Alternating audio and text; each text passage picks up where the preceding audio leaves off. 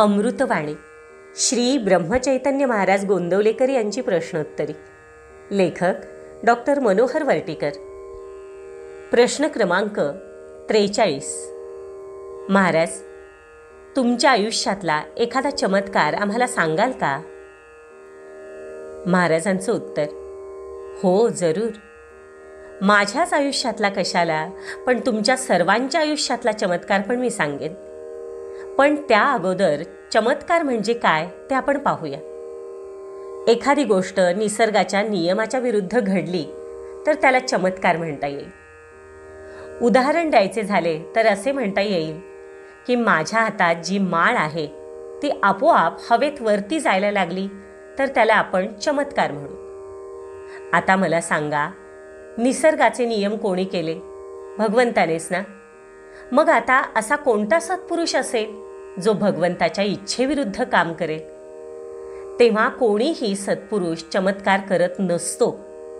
हे खरं की कधी कधी त्याच्या हातून चमत्कार घडत असतात, पण त्याचे कारण त्याची प्रसिद्धी व्हावी किंवा त्याला पैसे मिळावेत हे नसते, तर त्यानिमित्तानं आपल्यासारख्यांची भगवंताकडे ओढ लागावी हे असते.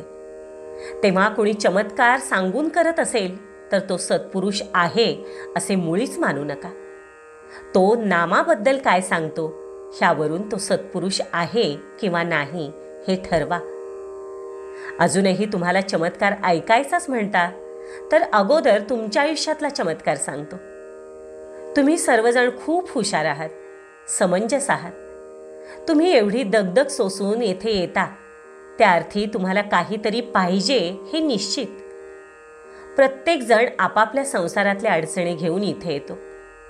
मी सर्वांच्या अडचणी ऐकून त्यावर एकच उपाय सांगतो: भगवंतावर विश्वास ठेवून प्रपंच करा.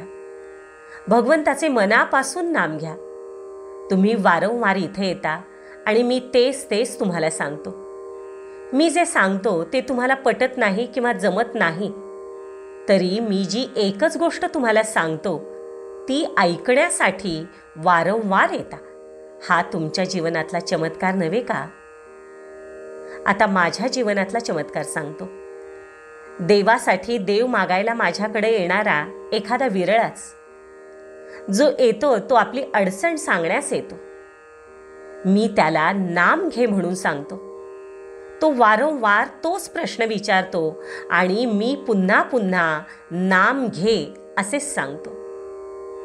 समोरचा मनुष्य मी सांगितलेलं ऐकत नाही असे ठाऊक असूनही तो विचारेल तितक्या वेळा तेच एक उत्तर तितक्या शांतपणे न चिडता त्याला सांगणं हे मला जमतं. ते तुम्हाला जमणार नाही. हा एक चमत्कारच म्हणायला नको का? आणि खरं सांगायचं तर आपण जिवंत राहतो हाच मुळी एक चमत्कार आहे. आपण मरत नाही म्हणून जिवंत राहतो. जन्म व मरण याकरता आपण काय केलं आहे तो एक चमत्कारच आहे. संतांकडे आल्यावर पुष्कळ लोक परमार्थाला चिकटतात. हाच खरा टिकाऊ चमत्कार होय. आणि रक्ताच्या एका सूक्ष्म बिंदूपासून एवढा सुंदर मानवदेह तयार होऊन त्यात स्वतः परमात्मा प्रकट होतो. हा सर्वात मोठा आणि अतर्क्य चमत्कार आहे. श्री गोंदवलेकर महाराज. श्रीराम जय राम, जय जय राम.